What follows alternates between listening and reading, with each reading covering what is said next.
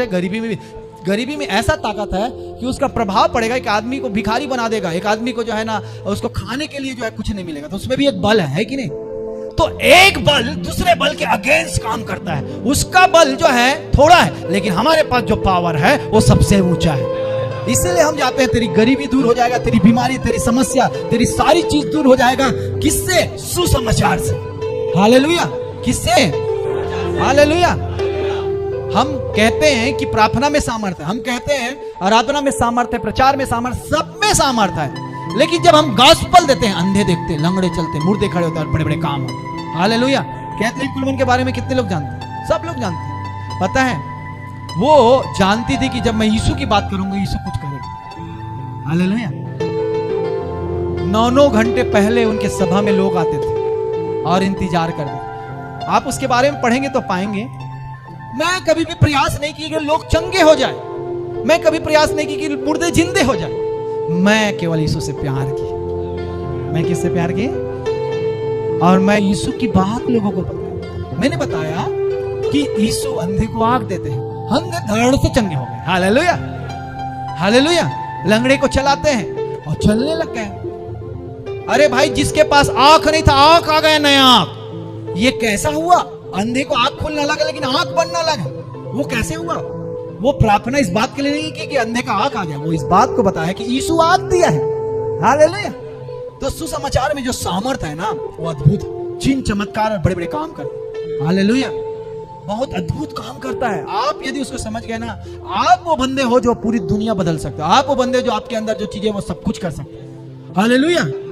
आगे की चीजें हैं, मैं एक बात को बोलते हुए बंद कर रहा हूं, वो ये है, मैं रखा हूं, आप इस बात को जाने। एक खाना बनाने वाले स्तुपनुस, एक खाना बनाने वाले फिलिप, एक साधारण था, लेकिन बाइबल कहते हैं पवित्र आत्मा से परिपूर्ण था। बाइबल कहते हैं कि उसके वो सुनाम था। बाइबल कहते हैं वो भक्त था। और इन लोग को परमेश्वर ने चुना। किसने चुना? जोर से बोले, किसने चुना? जब परमेश्वर इनको चुना, चुनने के बाद स्तुपनुस जो है बड़ी भीड़ में यहूदियों के बीच प्रचार करता और वो शहीद हो जाता है। और उनके शहीद होने से एक पौलुस तैयार होता है। कौन तैयार होता है?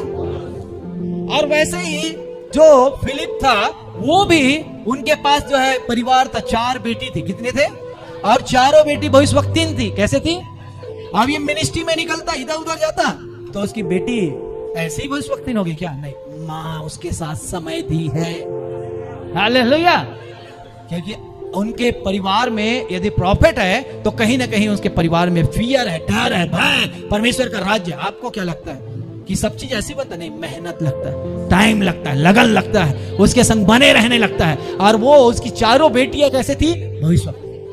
वो भविष्यवक्तिन एक दिन में नहीं बनी, लेकिन जब वो परमेश्वर में आई तो लगातार शिक्षा में रही होगी, लगातार जो है उनका पिता उनको बताए होंगे जब भी कि हमारे जीवन में से काम। तो इस प्रकार से स्तुपनुस परिवार वाला, फिलिप जो है कैसा था? परिवार वाला को जब कलीसिया में विरोध हुआ, यरूशलेम में बहुत विरोध हुआ, बाइबल कहते हैं 8वां अध्याय प्रेरितों का काम में वो सामरिया गया। कहां गया?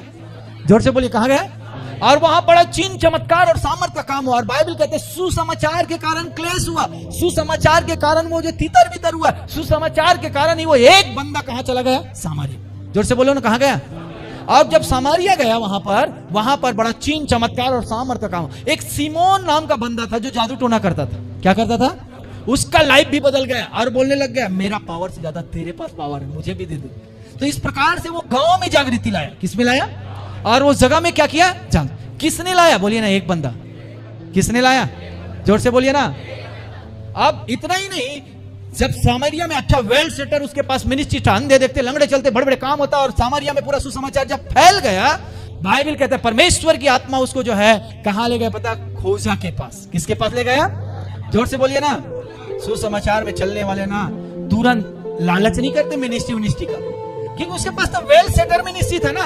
अंधे दिख रहे, लंगड़े चल रहे, बड़े बड़े काम हो रहा है, बोलता है बंद कर इसे, अब मैं तेरे को दूसरे जगह ले जाता हूँ। यरूशलेम से गाजा के रास्ते में रेगिस्तान में खोजा पहुंचा था, और वो जो इथोपिया से जो है मंदिर आया था यरूशलेम, और यरूशलेम से वापस गाजा से होते हुए जो है अपने देश जा रहा था।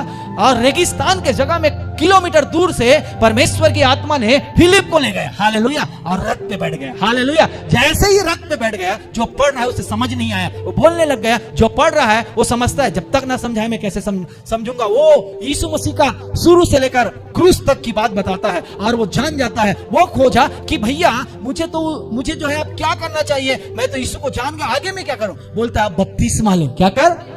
और जब बपतिस्मा लिया, आगे जो जल है यही मुझे बपतिस्मा दे दे, वो बपतिस्मा लिया। लेने के बाद जब आप हिस्ट्री पढ़ेंगे, उनके बारे में जानोगे, तो आप पाओगे वो एक खजांची था। वो कैसा था? और रानी के राज्य में वो अच्छा औहदे में था, और पूरे इथोपिया में ये खोजा के द्वारा जागृति आई। एक खोजा के द्वारा जो है परमेश्वर ने क्या किया? काम किया। एक फिलिप ने सामरिया को बदला, एक फिलिप ने खोजा को बदला, और एक खोजा ने इथोपिया को बदला। ये सुसमाचार मेरे और आपके अंदर पाया जाता है। आमीन, हालेलुया। आपके अंदर जो बीज डला है ना, राज्यों को बदलने के लिए, आपके अंदर जो बीज डला है ना, वो राष्ट्र को बदलने के लिए, आपके अंदर जो बीज डला है ना, वो आपके मोहल्ले और गांव और परिवारों को बदलने के लिए। आमीन, हालेलुया। तो सुसमाचार याद रखना, रजाई ओढ़ के सोने में नहीं बढ़ता, निकलने में बढ़ता है।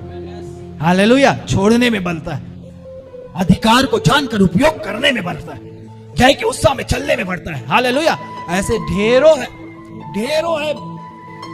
यीशु मसीह को बहुत प्यास लगी, और जब वो प्यास से मारा हुआ था, वो बोलने लग गया, अब मैं जाऊंगा और सामरिया में होकर अवश्य मुझे जाना है, क्योंकि एक स्त्री है 12 बजे दोपहर को आएगी और वो पानी भरेगी।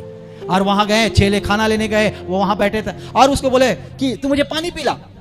जब वो बोलने लगे तू मुझे पानी पिला, तो यीशु मसीह उसका टेस्ट बदल दिया, पानी से हटा देता हूं मैं, पानी से क्या करता हूं? हटा देता। बोलता है मैं अब तुझे जीवन का जल दूंगा। मैं अब तुझे क्या दूंगा? अरे मैं ये पानी पीने आया है और जीवन का जल देने के लिए ये वापस मुझे बोल रहे हैं। सुसमाचार के ये कुछ बिंदु हैं, आप जानो कि जो आपके अंदर वो आप बांटो। हालेलुया। बाइबल इस बात को बताता है, यीशु मसीह पानी नहीं पिया। बाइबल इस बात को बताता है, यीशु मसीह नाश्ता नहीं किया, लेकिन अपना जीवन का जल उस सामरी के अंदर डाल दिया। हालेलुया। जब जीवन का जल उसके अंदर आ गया और वो बहुत एक्साइटेड हो गई, वो बोलने लगी ये मुझे चाहिए, मुझे चाहिए। अकेले नहीं बांटने वाला, पति को बुला के ला, इसको बुला के ला। तो वो बोलने लग गई कि मेरे पास जो पति वो भी मेरा है। तुम सही बोल रहे हो, 5 पति कर दिए, 6वां भी तेरा नहीं। अब वो स्त्री, ओवरऑल में टाइम होगा बताना चाहता हूं ये कि आप जानो, यीशु मसीह उसके जीवन में जब आया तो जीवन का जल लेके आया। क्या लेके आया? क्या लेके आया? तो यीशु मसीह को वो इस तरह से देखी कि यीशु मसीह में चंगाई है। क्या है? उसने चंगाई को जाना। किसको जाना? जोर से बोलो, किसको जाना? दूसरी बात, यीशु मसीह को जानी कि वो एक भविष्यवक्ता है। कौन है? अरे जोर से बोलो ना, क्या है? तीसरी बात वो जानी कि ये भविष्यवक्ता ही नहीं, एक मसीह है। कौन है? अब कुछ लोग इतने में सीमित होकर खत्म हो गए।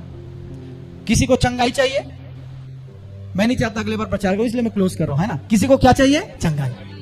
मेरे पास बहुत कंटेंट है, इसलिए मैं ना बहुत बांटना चाहता हूं और आप लेना नहीं चाहते, क्योंकि इतना में तो आप बहुत कुछ कर लेते हैं। हालेलुया। कुछ नहीं बोलता, एक चीज तो जरूर बोलता, आप हाँपने लगते।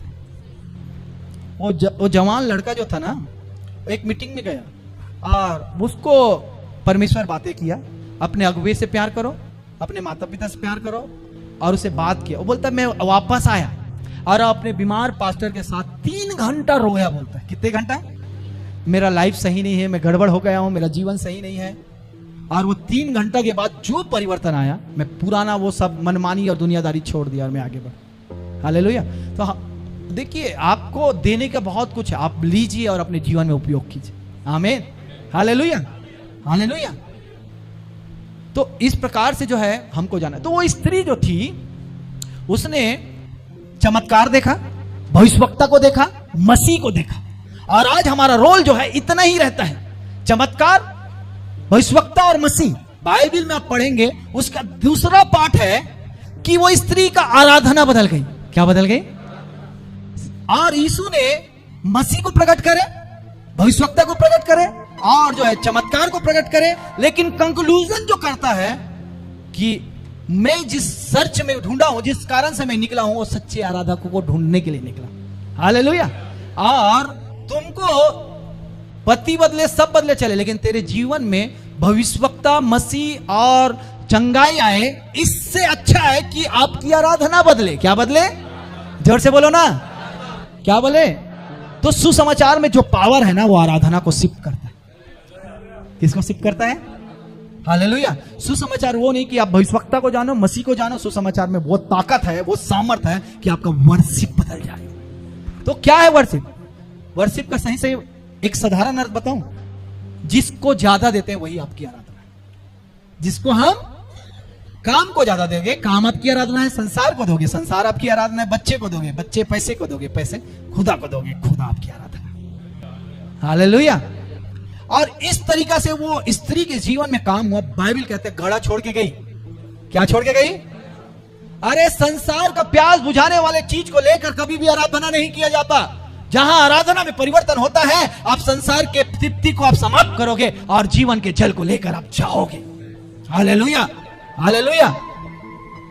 तो बहुत सारी बातें हैं उसमें और बहुत सारी चेंजेस आए। गांव में गई, बड़े बड़े काम किए और गांव वाले अब बोलने लग गए कि हम तो अब यीशु को ठहराएंगे। यीशु 2 दिन सामरिया मेरा, और बोलने लग गया, स्त्री अब तेरी बताने की जरूरत नहीं, हमने अपने कानों से, आंखों से देख लिया कि यही मसीह है, इसी के द्वारा हमारा जीवन में परिवर्तन आया है। आपको बताना चाहता हूं, एक यीशु मसीह ने एक सामरी को पकड़ा और वो सामरी स्त्री जाकर अपने गांव में बताई और पूरे गांव खुदा के पास आ। हालेलुया।